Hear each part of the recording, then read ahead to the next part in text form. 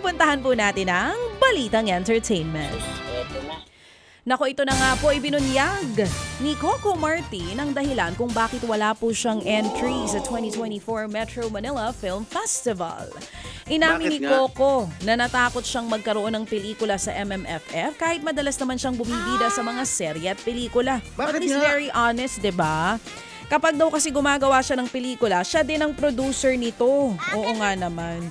Nakakatakot daw kasi ang dami ng magagandang pelikula nitong nakaraang taon. Hindi ka ba natatakot? Natutuwa naman daw si Coco dahil bumida sa MMFF entry sa mga mahuhusay at mga veteranong aktor tulad ni Aga Mulak at Vic Soto.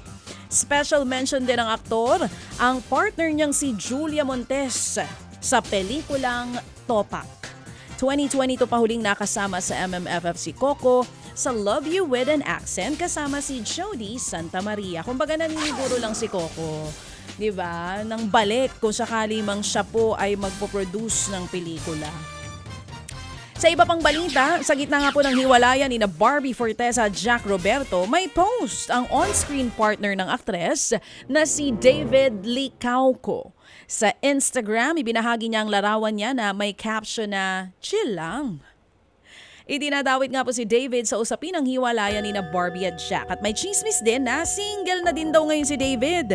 Nitong January 2 nang inanunsyo ni Barbie na hiwalay na sila ni Jack matapos ang, sakit to, 7 taong relasyon.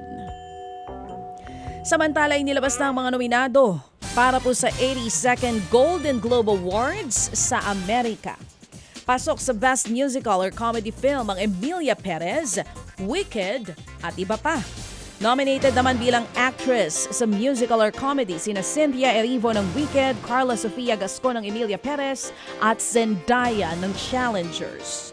Best Supporting Actress nominees naman sina Selena Gomez ng Emilia Perez, Ariana Grande ng Wicked at maraming iba pa. Kasama naman sa mga nominado sa Best Animated Feature ang Inside Out 2 at Moana 2. Hindi rin nagpahuli ang Korean hit series na natapos na ng aking baby boy tito na Squid Game at Shogun na nominated sa Best TV Drama Series. Pusit. Iba po yun. Sa kabuuan, nanguna po ang Emilia Perez na may 10 nominations. Sinundan naman yan ang 7 nominations ng The Brutalist. Idaraos ang awards night sa LA, California ngayong umaga, oras nito sa Pilipinas.